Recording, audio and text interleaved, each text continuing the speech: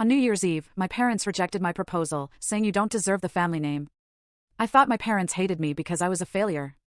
It took a hospital bed confession, years later, to reveal the truly shocking reason I was kept alive at all. That New Year's Eve, the champagne flute on the polished dining table felt like a forgotten prop.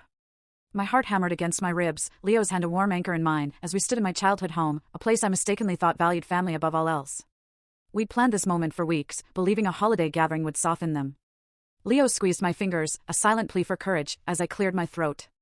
Mom, Dad, Chloe, I began, my voice steadier than I felt. Leo and I have some news. My mother barely looked up from the cheese board. My father kept scrolling on his phone. Only my younger sister, Chloe, bothered to glance over, though her expression was more curious than genuinely interested. We're engaged, I announced, unable to hold back the smile. Leo had proposed last week, and I'd said yes. The silence that followed was like ice water down my spine. Mom's hands froze mid-reach for a cracker. Dad finally lifted his eyes, but instead of joy, or even surprise, his face twisted into something that looked like pure disgust. Absolutely not, Mom said flatly. I blinked. What? You heard me. She set the knife down with a sharp click against the marble counter. This is completely inappropriate and, frankly, disrespectful. Leo's grip on my hand tightened. Mrs. Miller, I don't understand, he said, his voice confused. You don't deserve to carry the family name, Dad interrupted, his voice chillingly cold and measured. Chloe should marry first.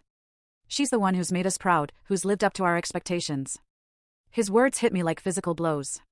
I'd spent 28 years trying to earn their approval, watching them heap praise on Chloe for achievements I'd surpassed years ago. When I graduated with honors from Boston, they'd been too preoccupied celebrating Chloe's acceptance to the same university. When I landed my dream job at a prestigious consulting firm, they'd thrown Chloe a party for making Dean's List.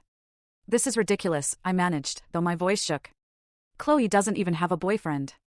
That's beside the point, Mom countered, crossing her arms. There's an order to these things. She's our priority, and you need to respect that. Chloe, to her credit, looked uncomfortable, but she said nothing.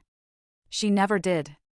My baby sister had perfected the art of silent complicity, accepting every advantage our parents gave her while pretending not to notice my complete exclusion. I'm not asking for your permission, I said quietly. I'm 28 years old.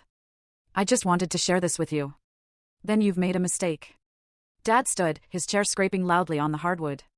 If you go through with this engagement, you're making a choice. Don't expect us to be part of your life.